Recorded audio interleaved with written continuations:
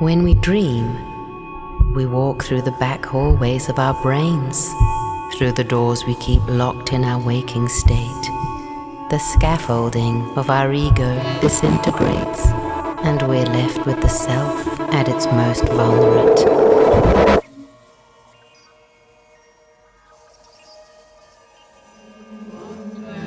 Or sometimes, the versions of ourselves we try to run from.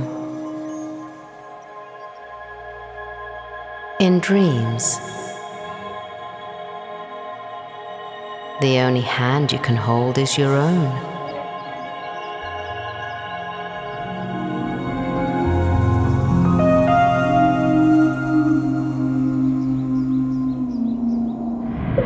For a long time, I've been at war with myself.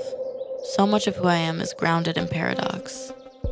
I used to think love was a type of self-sacrifice, that I had to offer up a part of myself to edit and mold and shift myself to fit a certain ideal. I've had times where I gave up so much of myself to others that it felt like I couldn't recognize myself in the mirror. Sometimes I feel like I'm being seen for all the wrong things and that I've fallen into a cycle of having to prove myself over and over again.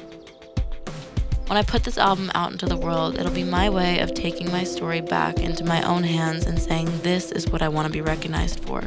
But I've also realized the right people and the right audience will always see me for who I am. Modern society suffocates us and tricks us into valuing the wrong things.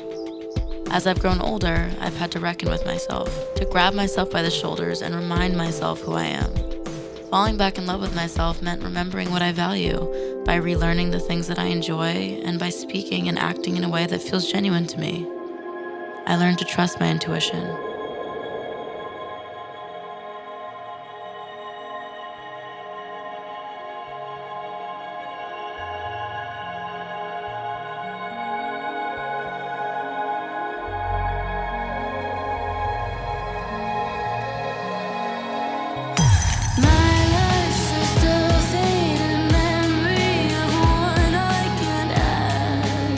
My music shifted once I realized that all the parts of myself I'd been taught to censor my entire life were what was missing in my heart.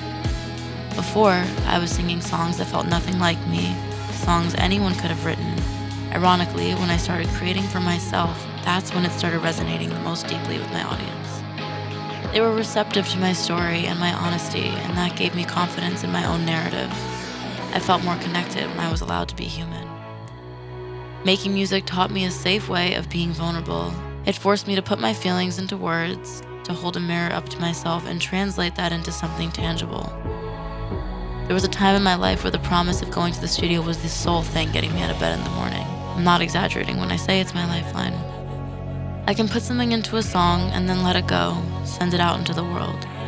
When my fans tell me I've put a voice to something they've been feeling, it's as affirming for me as it is for them. I just might break.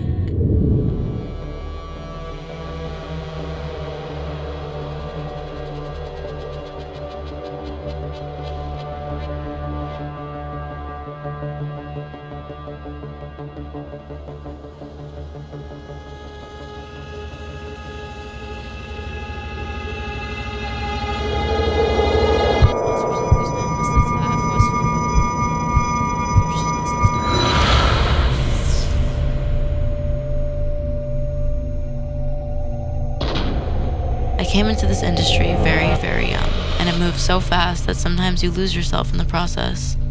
It feels inevitable. For a long time, I thought the only way to be successful was to be a chameleon to what everyone else wanted from me.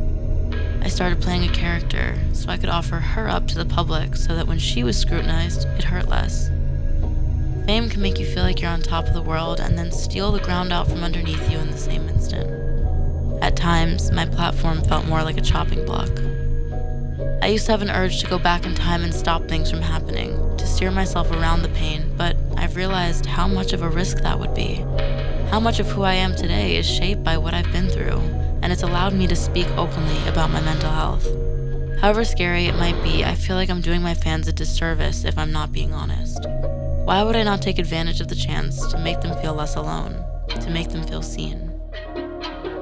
For a long time, I was floating, but Now it feels like I've sort of planted my feet on solid ground again, and I know who I am in case anything ever threatens that. I have a feeling I'll be okay, but I won't spoil the ending for you.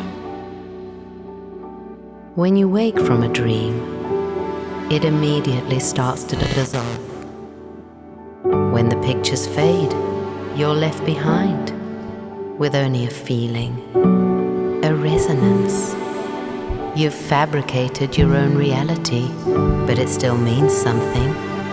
Carry it with you into the waking world.